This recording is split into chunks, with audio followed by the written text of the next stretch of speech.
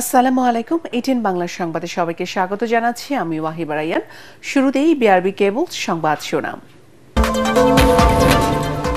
Burn ইনস্টিটিউটে অগ্নিদগ্ধ আরেক শিক্ষার্থী আয়মানের মৃত্যু। মৃতের সংখ্যা বেড়ে ৩২। মাইলস্টোন স্কুলে নিহতদের স্মরণে সারা দেশে ধর্মীয় উপাসনালয়ে প্রার্থনা। আগামী ফেব্রুয়ারিতে নির্বাচনকে টার্গেট করে জোর প্রস্তুতি বিএনপির। গোপন জরিপের মাধ্যমে চলছে প্রার্থী বাছাই, শতাধিক ক্যান্ডিডেটকে গ্রিন সিগন্যাল। জামাতের বিজয় হলে দলের নয় মানবতার জয় হবে, মন্তব্য ডাক্তার শফিকুর রহমানের। দলীয় নেতা কর্মীদের বিরুদ্ধে দখলবাজি, চাঁদাবাজি ও সংখ্যালঘু নির্যাতনের অভিযোগ নেই। এবং অস্থির নিত্যপণ্যের বাজার, নাগালের বাইরে কাঁচামরিচ ও রূপালী ইলিশ। ভরা মৌসুমে কমেনি চালের দাম, কিছুটা স্বস্তি মুরগি ও ডিমের বাজারে।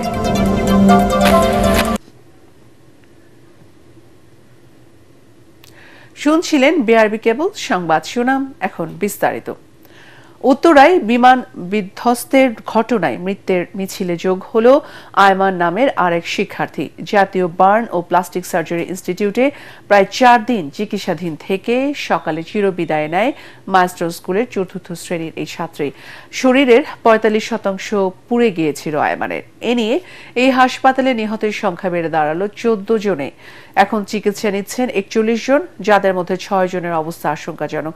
তবে কিছুটা স্বস্তির খবরও জানিয়েছে হাসপাতাল কর্তৃপক্ষ। অন্তত ১৫ জনের অবস্থার উন্নতি হয়েছে। আদিন সজীবের রিপোর্ট। আরও একটি ফুল ঝরে গেল। উত্তরার বিমান বিধ্বস্তের আগুনে শরীরের ৪৫% পুড়েছিল মাত্র ১০ বছরের আয়মানের। বৃহস্পতিবার রাত থেকে তার শারীরিক অবস্থার অবনতি হতে থাকে। জাতীয় বার্ন ও প্লাস্টিক সার্জারি ইনস্টিটিউটে শুক্রবার সকাল ৯:৩০টায় আল্লাহর ডাকে সাড়া দেয় শিশুটি। মাইলস্টোন স্কুল অ্যান্ড কলেজের ৪র্থ শ্রেণীতে পড়তো সে। আমাদের ভিজিলেন্সিটা কিন্তু প্রতি ঘন্টায় ঘন্টায় হচ্ছে এবং রাত ৪:৫টার সময় আপনারা খেয়াল করবেন, রাত ৪:৫টার সময় যখন তার কন্ডিশন ডিটেরিয়েট করছে আমরা সাথে সাথে তখনই নিয়েছি। তার মানে হচ্ছে যে আমাদের ভিজিলেন্সিটা সত্যি সত্যি ঘন্টায় ঘন্টায় আসে, এটার প্রমাণ। ৪:৫টার সময় আসে, তখন ইনটিউবেট করা হয়েছে, ভালো ছিল। সকাল ৮:৩০টায় হঠাৎ করে তার কার্ডিয়াক অ্যারেস্ট হয়েছে। সাথে সাথে আমরা সিপিআর দিছি, কিছুক্ষণের জন্য সে রিভাইভ করছে, কিন্তু পরক্ষণে আর তার আমরা আসলে তাকে আর ফেরত আনতে পারিনি। উত্তরার বিমান দুর্ঘটনায় প্রতিদিনই বাড়ছে মৃতের সংখ্যা। রাজধানীর বিভিন্ন হাসপাতালে এখনও চিকিৎসা নিচ্ছেন অর্ধ শতাধিক, যার বেশিরভাগই বার্ন ইনস্টিটিউটে চিকিৎসাধীন। সংকটাপন্ন অন্তত ৬ জন।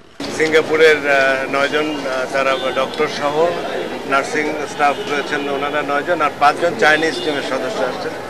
তারা আসলে আমাদের রোগী সম্পর্কিত যে ব্রিফিং সেটা নিয়েছেন এবং আমাদের চিকিৎসকদের সাথে তারা পরামর্শ করছে। মেইনলি আসলে আমাদের চিকিৎসকরাই লিড করবেন। আমাদের ৬ জন ইউনিট চিফ আছেন, তারা বিষয়টা কোঅর্ডিনেট করবে। সিঙ্গাপুরের টিমটা অনেক দিন থেকে এখানে কাজ করে এবং এই ইনস্টিটিউটের সাথে তাদের একটা অ্যাকচুয়ালি চুক্তিবদ্ধ করা আছে। তারা অনেকবার এসেছেন এবং তারাও কাজ করতে স্বাচ্ছন্দ্য বোধ করেন। এখন চীনের যে টিমটা আছে তারাও আগ্রহী আছে, তাদের সাথে এই বিষয়টা অ্যাকচুয়ালি উপস্থাপন করা হয়েছে। আর ইন্ডিয়া থেকেও গতকাল তারা আলোচনা করে এসেছে এবং আমরা চেষ্টা করছি সমন্বয় করে তাদের অ্যাকচুয়ালি পরামর্শ নেওয়া। তবে কিছুটা স্বস্তির খবর, অন্তত ১৫ জনের অবস্থার উন্নতি হয়েছে। শনিবার থেকে রিলিজ পেতে পারেন তাদের কেউ কেউ। ভালো পেশেন্টগুলোকে আমরা আগামীকাল থেকে রিলিজ দেওয়া শুরু করব। ইতিমধ্যে আজকে আমরা সকালে যে বসেছিলাম অন্তত ১৫ জনকে রিলিজ দেওয়ার মতো অবস্থানে আসছে, কিন্তু আমরা এটাকে পর্যায়ক্রমিকভাবে দিব। কালকে কিছু দিব, পরশু কিছু দিব এবং তারপরের দিন কিছু দেবো। অন্তত ১৫ জন আমাদের লিস্টে এখন আছে যারা বাড়ি যাবার মতো সুস্থতার পর্যায়ে চলে আসছে। আপাতত রক্ত ও স্কিনের প্রয়োজন নেই বলে জানিয়েছে হাসপাতাল কর্তৃপক্ষ। Adin Sajib, ATN Bangla, Dhaka. Milestone school and কলেজে বিমান দুর্ঘটনা নিহতদের আত্মার শান্তি ও আহতদের আরোগ্য কামনায় প্রার্থনা করা হচ্ছে ধর্মীয় উপাসনালয়ে। সকালে মন্দির ও গির্জায় এবং জুমার নামাজের পর প্রতিটি মসজিদে বিশেষ দোয়া করা হয়। এ সময় বিমান বিধ্বস্তের ঘটনায় আহত ও নিহতদের পরিবারের প্রতি সমবেদনা জানায় ধর্মীয় উপাসকগণ। এছাড়া আহতদের যাতে দ্রুত সুস্থ হয়ে পুনরায় ক্লাসে ফিরতে পারে সেই কামনা করেন সবাই।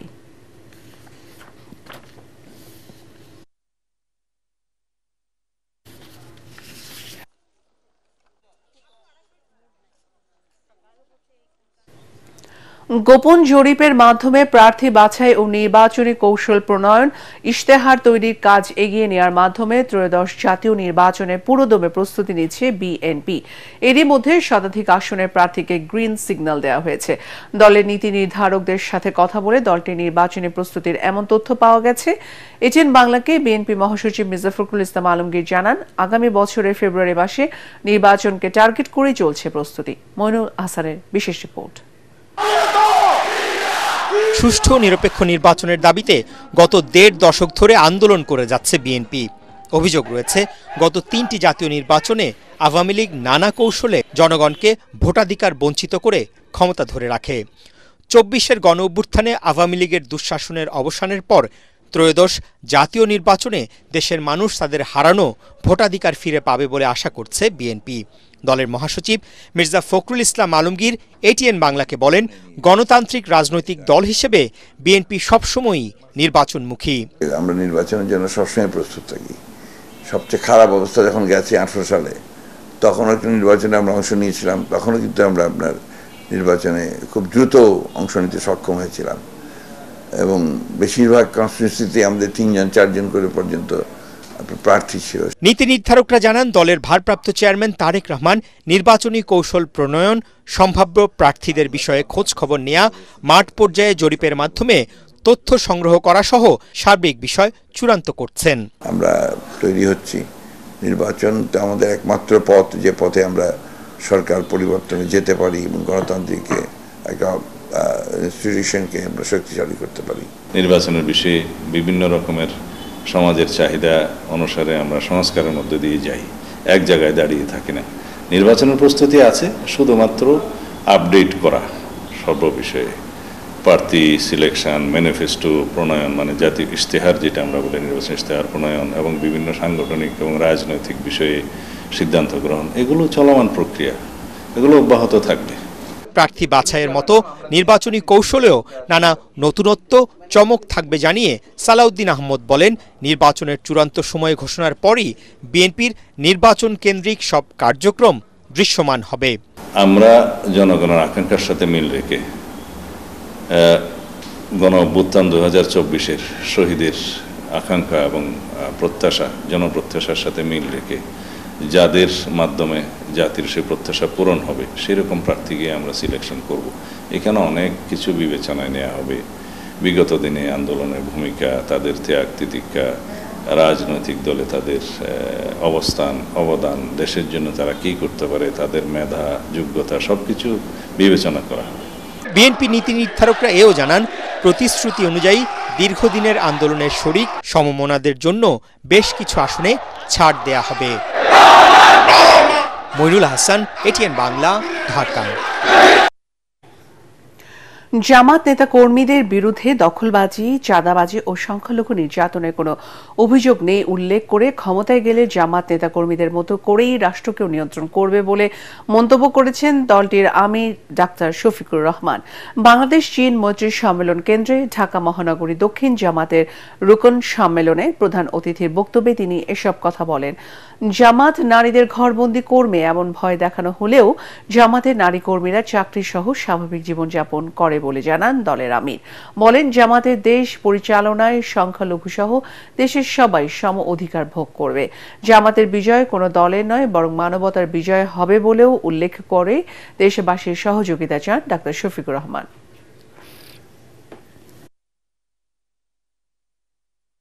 আমরা চেষ্টা করেছি আমাদের দলটাকে সেইভাবে গড়ে তুলতে, নিয়ন্ত্রণ করতে। আমরা আশা করি এই দলের হাতে আল্লাহ যদি দেশ পরিচালনার দায়িত্ব দেন, এখন আমরা দল নিয়ন্ত্রণ করেছি, আমরা ইনশাআল্লাহ দেশও নিয়ন্ত্রণ করতে পারব। আমরা যখন নিজেরা ঘুষ খাবো না, যখন চাঁদা দাবি করব না, যখন আমরা দখলদারিতে যাব না, তখন আশা করি বাকি সকলে বার্তা পেয়ে যাবেন এবং সকলের কান খাড়া হয়ে যাবে। এরপরে আমাদের সংগঠন হোক অথবা যে কোনো নাগরিক হোক, যদি এর কোনো ব্যত্যয় ঘটে, তার জন্য সত্যিকারের প্রয়োগ করার মতো আইন থাকবে ইনশাআল্লাহ। সমন্বয়হীনতা আর অভিজ্ঞতার অভাব থাকায় অন্তর্বর্তী সরকার বিতর্কে জড়িয়ে পড়ছে বলে মন্তব্য করেছেন বিএনপি স্থায়ী কমিটির সদস্য গয়েশ্বর চন্দ্র রায়। বলেন, নির্বাচন যত বিলম্বিত হবে সরকার নানা ধরনের প্রশ্নের সম্মুখীন হবে। উত্তরায় মাইলস্টোন স্কুলে বিমান দুর্ঘটনায় নিহত তৃতীয় শ্রেণীর শিক্ষার্থী নুসরাত জাহান আনিকার পরিবারকে সমবেদনা জানাতে গিয়ে তিনি এসব কথা বলেন। গয়েশ্বর বলেন, নির্বাচিত সরকার না হওয়ায় দেশের নানা সংকটের দায় নিচ্ছে না অন্তর্বর্তী সরকার। বিমান দুর্ঘটনার 4 দিন পার হলেও বিমান বাহিনী এখন পর্যন্ত এর কোনো কারণ না জানানোয় ক্ষোভ প্রকাশ করেন তিনি।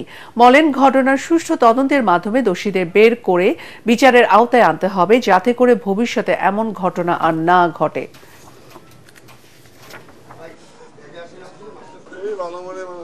অভিজ্ঞতারও ঘাটতি আছে এবং সরকার যদি সত্যিকার হতে ছাড় করতে সরকার পরিচালনার ক্ষেত্রে, তাহলে অনেক বিতর্কের জন্ম দিত না।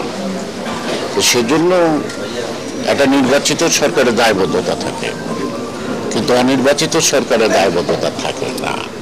সবাই শোকাহত, কেউ তাদের ক্ষুব্ধতা এখনো প্রকাশ করে নাই। সুষ্ঠু তদন্তের মাধ্যমে আমাদের যার যার দায়টুকু তার উপর যেন বর্তায়, তার জন্য যেন ততটুকু শাস্তি পাওয়া হয়তো আমরা ফেরত পাবো না, কিন্তু একটা উদাহরণ সৃষ্টি করতে হবে ভবিষ্যতে যেন এইভাবে নিষ্পাপ সন্তানগুলি আমাদের মাঝখানে হারিয়ে না যায়। ভরা মৌসুমে বাড়তি চালের দাম মাসের ব্যবধানে কেজিতে বেড়েছে 5 থেকে 8 টাকা। ব্যবসায়ীরা বলছেন, মিল থেকেই বেশি দামে কিনতে হচ্ছে তাদের। খাদ্য উপদেষ্টা আলী ইমাম মজুমদার এটিএন বাংলাকে বলেন, সরকার ধান চাল কেনায় দাম বেড়েছে, যা আগামী মাস থেকে কমে আসবে। কেউ মজুতদারি করলে ব্যবস্থা নেওয়ার কথাও জানান তিনি। রিপোর্ট জানাচ্ছেন মাহবুব কবির চপল। বড় মৌসুমে ধানের ভালো ফলনের পর কম থাকার কথা চালের দাম, কিন্তু বাজারে তার উল্টো অবস্থা। ঈদের পর থেকেই দাম বাড়তি। বেশি বেড়েছে মিনিকেট আর নাজির শাইলের দাম। কেজিতে 8 টাকা বেড়ে মিনিকেট বিক্রি হচ্ছে 80 টাকা আর নাজির শাইল 84 থেকে 88 টাকা। অন্যদিকে কেজিতে 5 টাকা বেড়ে বিয়ার 28 বিক্রি হচ্ছে 59 টাকা, জিরা মিনিকেট 66 টাকা। মিনিকেট চালের দাম বাড়ছে, কেজিতে 7-8 টাকা পর্যন্ত বাড়ছে। এই সময় চালের দাম বাড়ার কোনো যুক্তি নেই। কেন হচ্ছে, কিসের জন্য হচ্ছে বুঝতেছি না, তবে এটা ওরা মিলাররা বলতেছে ধানের দাম বেশি। এবার 36 টাকা কেজি দরে 3.5 লাখ টন ধান এবং 49 টাকা কেজি দরে 14 লাখ টন চাল কিনছে সরকার, যা চলবে 31 আগস্ট পর্যন্ত। এজন্য চালের দাম কিছুটা বেড়েছে বলে মনে করছেন খাদ্য উপদেষ্টা, যা দ্রুতই নিয়ন্ত্রণে আসবে বলে জানান তিনি। গত বছর থেকে 4 টাকা বেশি দাম দিয়ে ধান এবং চাল কিনছি, সুতরাং স্বাভাবিকভাবে কিছু একটু বাড়বে। আমরা আশা করতেছি আগামী আগস্ট মাসের প্রথম সপ্তাহের মধ্যে আমরা প্রকিউরমেন্টটা যতটুকু সম্ভব ইনশাল্লাহ আমরা শেষ করবো। এবারে কিন্তু 55 লক্ষ পরিবার 30 কেজি করে চাল পাবে। তো সেই লোকগুলো বাজারে কিনতে যাবে না। তো বাজারে যখন বিক্রেতা বাড়বে এবং ক্রেতা কমবে, কৃষক কিন্তু তার পণ্যের দাম কিছুটা বাড়াইতে হবে, কিছু কিছু ক্রমান্বয়ে কিছু কিছু বাড়বে। যাতে সহনশীল থাকে, ন্যায্য থাকে, তার দিকে আমরা সর্বদাই দৃষ্টি রাখছি। ধান কাটার পর সংসারের খরচ সহ বিভিন্ন প্রয়োজনে কম দামে বিক্রি করতে হয় কৃষকদের। চাতাল মালিক আর কিছু ব্যবসায়ী সেগুলো মজুত করে এখন বেশি দামে বিক্রি করছে বলে অভিযোগ উঠেছে। এটা বন্ধে ওই সময়ে কৃষকদের স্বল্প মেয়াদে ঋণ দেওয়ার পরিকল্পনা নেওয়া হয়েছে বলে জানান খাদ্য উপদেষ্টা। বড় বড় মিলাররা তারা দাদন দিয়ে, অগ্রিম দাদন দিয়ে রাখে। বিশেষ করে হাওড় অঞ্চলে মানুষ তো ফাল্গুন চৈত্র মাসে তার একটু অভাবই হয়, ফসলটা ওঠে বৈশাখে। তারা আগাম টাকা নেয় এবং কম ইয়েতে বিক্রি করে দেয় এবং সেটা নিয়ে আসে, নিয়ে এসে তারা এটাকে মিলিং করে বাজারে ছাড়ে। তবে যাতে তাদের নিয়ন্ত্রণটা যাতে একচেটিয়া না থাকে, এই জিনিসগুলি সম্পর্কে আমরা কিছু চিন্তা ভাবনা করছি। মাননীয় অর্থ উপদেষ্টার সাথে আলোচনা করেছি। লোন ব্যাংকে থেকে তারা পায়, যে লোন হয়তো 30 দিনের জন্য থাকবে, এটার জন্য আমরা ব্যবস্থা নিতে চেষ্টা করব। চালের দাম বাড়তে থাকলে আমদানি বাড়িয়ে বাজার নিয়ন্ত্রণের পরিকল্পনা আছে সরকারের। মাহবুব কবির চপল, এটিএন বাংলা, ঢাকা। আবারও অস্থির রাজধানীর নিত্যপণ্যের বাজার। বর্ষার অজুহাতে বেড়েছে সব সবজির দাম। কাঁচামরিচের ঝাল এখনো কমেনি, বিক্রি হচ্ছে প্রায় 300 টাকা কেজি দরে।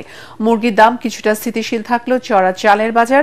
ভরা মৌসুমে সাধারণ মানুষের নাগালের বাইরে রূপালী ইলিশ। রাজধানীর বাজার ঘুরে আরো জানাচ্ছেন হুমায়ুন চিস্তি। সাপ্তাহিক ছুটির দিনেও তেমন ভিড় নেই রাজধানীর কাঁচা বাজারগুলোতে। সবজির বাজারে সরবরাহের ঘাটতি নেই, কিন্তু দাম চড়া। অধিকাংশ সবজি এখন ৮০ থেকে ১০০ টাকা কেজি। কাঁচামরিচের দাম এখনো ২৮০ টাকা। দোকানীদের একটাই অজুহাত, বর্ষা। ১০০ টাকার নিচে কোনো সবজি নেই, যা আসলে বর্তমান দাম অনেকটা বেশি। উস্তা ১২০ টাকা কেজি, পটলটা ৭০ টাকা কেজি, বেগুন ১৩০-২০, পেঁপে ৪০ টাকা, কাঁকরোল ৮০ টাকা, মরিচ ২৮০ টাকা কেজি। কোনোভাবেই নিয়ন্ত্রণে আনা যাচ্ছে না চালের বাজার। ভরা মৌসুমেও চালের দাম না কমে বরং বেড়েছে। সরকারের নানা পরিকল্পনা ও উদ্যোগ বিফলে গেছে। খুচরা বিক্রেতারা বলছেন, সিন্ডিকেট ভাঙতে না পারলে বাগে আনা সম্ভব নয় চালের বাজার। চাল বিক্রি করছি ৭৫ টাকা, ওই চাল এখন কিনার পরে আপনার ৮০ টাকা। এখন ১ কেজি চালে ৫ টাকা, ৬ টাকা, 8 টাকা, 10 টাকা প্রত্যেকটা চালের দাম বাড়ে। এক সপ্তাহ পর পর যদি চালের দাম এভাবে বাড়ে, তাহলে আমরা কিভাবে সাধারণ চলবো? যারা সিন্ডিকেট করতেছে, যারা স্টক করতেছে, স্টক ব্যবসা করতেছে, তাদের ওইখানে হামলা দিলে এইখানে অটোমেটিক খুচরা বাজারে চালের দাম কমে যাবে। দাম বাড়তি সব ধরনের মাছের। ৩৫০ থেকে ৪০০ টাকা দরে বিক্রি হচ্ছে রুই, আর ১ কেজি ওজনের রূপালী ইলিশের কেজি ২০০০ থেকে ২৪০০ টাকা। মাছের বাজারের কথা তো বলাই যায় না। ২০০০, ২৫০০ টাকা কেজি, ৩০০০ টাকা কেজি ইলিশ মাছ। তো আফটার অল আমরা খুব দুরবস্থার মধ্যে আছি আর কি। সবজি ও চালের চড়া বাজারের তুলনায় কিছুটা স্বস্তি মিলছে মুরগি ও ডিমের দামে। ৩০০ টাকা দরে সোনালী ও ১৫০ টাকা দরে বিক্রি হচ্ছে ব্রয়লার মুরগি, আর দেশি মুরগির দাম ৫৫০ টাকা কেজি। শুধু দেশিটার দাম একটু কমছে, আর সোনালির দাম কমে না। এটা মনে করেন ৫ টাকা ১০ টাকা কম বেশি হয়, হাফ ডাউন হতে থাকে। হুমায়ুন চিস্তি, এটিএন বাংলা, ঢাকা। দেশ গড়তে জুলাই পদযাত্রা কর্মসূচির অংশ হিসেবে আজ সুনামগঞ্জে এনসিপির পদযাত্রা অনুষ্ঠিত হবে। জুম্মা নামাজের পর শহরের কেন্দ্রীয় মসজিদ থেকে পদযাত্রাটি শুরু হয়ে হোসেন বক্ত পয়েন্ট ও কাজীর পয়েন্ট হয়ে আরাফা স্কোয়ারে গিয়ে মিলিত হবে। এরপর সেখানে পথসভা অনুষ্ঠিত হবে। পদযাত্রায় এনসিপির আহ্বায়ক নাহিদ ইসলাম, দক্ষিণাঞ্চলের মুখ্য সংগঠক হাসনাত আবদুল্লাহ, উত্তরাঞ্চলের মুখ্য সংগঠক সার্জিস আলম সহ অন্যান্য নেতারা উপস্থিত থাকবেন।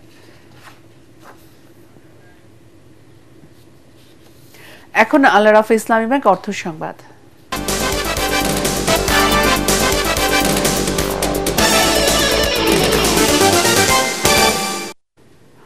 বাংলাদেশ গীতা পরিষদ কেন্দ্রীয় কমিটির ৭ম প্রতিষ্ঠা বার্ষিকী উদযাপিত হচ্ছে। সংগঠনটির সাধারণ সভা ২৪ উপলক্ষে মঙ্গল শোভাযাত্রা ও সাংস্কৃতিক অনুষ্ঠান হয়েছে। পুরানো ঢাকার গেন্ডারিয়ার দয়াগঞ্জে জাতীয় শ্রী শ্রী শিব মন্দিরে নানা অনুষ্ঠানে আয়োজন করা হয়। অনুষ্ঠানে প্রধান অতিথি ছিলেন বাংলাদেশ পূজা উদযাপন পরিষদের কেন্দ্রীয় কমিটির সভাপতি সাংবাদিক বাসুদেব ধর। উদ্বোধন করেন বাংলাদেশ গীতা পরিষদের উপদেষ্টা অধ্যাপক হীরেন্দ্রনাথ বিশ্বাস। সভাপতিত্ব করেন পরিষদের সভাপতি বিজয় চন্দ্র দাস।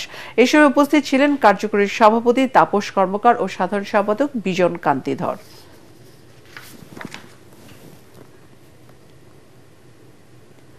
এখন খেলার খবর।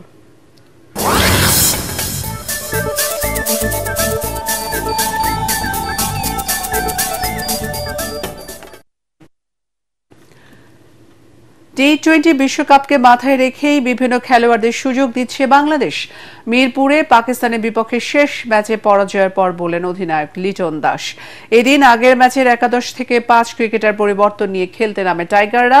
পরাজয়ের কারণ হিসেবে নিজেদের ব্যাটিং ব্যর্থতার কথাই তুলে ধরেন বাংলাদেশের অধিনায়ক। রিপোর্ট করছেন এসএম আশরাফ। বেঞ্চের শক্তি পরীক্ষার উপলক্ষ পেয়ে সে সুযোগ আর হারাতে চায়নি বাংলাদেশ। তবে তা কাজেও লাগাতে পারেননি ক্রিকেটাররা। যে ৫ জন সুযোগ পেয়েছেন একাদশে, একমাত্র সাইফুদ্দিন ছাড়া বাকিরা জ্বলে উঠতে পারেননি। একসাথে ৫ পরিবর্তনের কারণ জানাতে গিয়ে লিটন বলেন, বিশ্বকাপের আগে সবারই সুযোগ পাওয়া উচিত। যখন স্কোয়াড একটা ঘোষণা হয়, এটা বাংলাদেশের বেস্ট স্কোয়াডই থাকে, ১৬ জন মেম্বার। আমাদের কাজ হচ্ছে ১৬ জন মেম্বার থেকে 11 চুজ করা, এবং সবচেয়ে বড় জিনিস হচ্ছে 11 চুজ যেন এবং টিমটা যেন উইন করে। ফার্স্ট মোটিভ থাকে টিমটা যেন জিততে পারে, সেটা যেই খেলুক না কেন।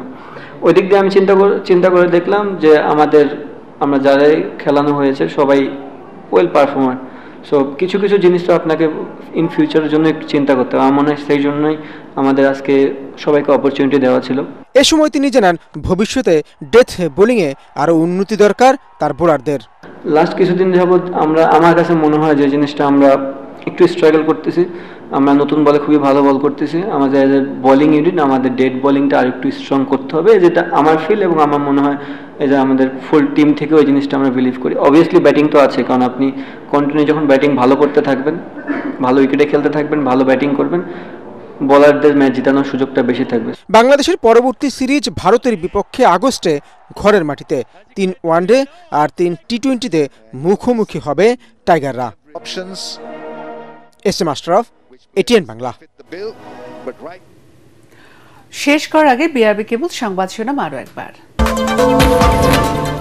বার্ন ইনস্টিটিউটে অগ্নিদগ্ধ আরেক শিক্ষার্থী আয়মানের মৃতের সংখ্যা বেড়ে 32। মাইলস্টোন স্কুলে নিহতদের স্মরণে সারা দেশে ধর্মীয় উপাসনালয়ে প্রার্থনা। আগামী ফেব্রুয়ারিতে নির্বাচনকে টার্গেট করে জোর প্রস্তুতি বিএনপির। গোপন জরিপের মাধ্যমে চলছে প্রার্থী বাছাই, শতাধিক ক্যান্ডিডেটকে গ্রিন সিগন্যাল। জামাতের বিজয় হলে দলে নয় মানবতার জয় হবে, মন্তব্য ডাক্তার শফিকুর রহমানের। দলীয় নেতা কর্মীদের বিরুদ্ধে দখলবাজি, চাঁদাবাজি ও সংখ্যালঘু নির্যাতনের অভিযোগ নেই।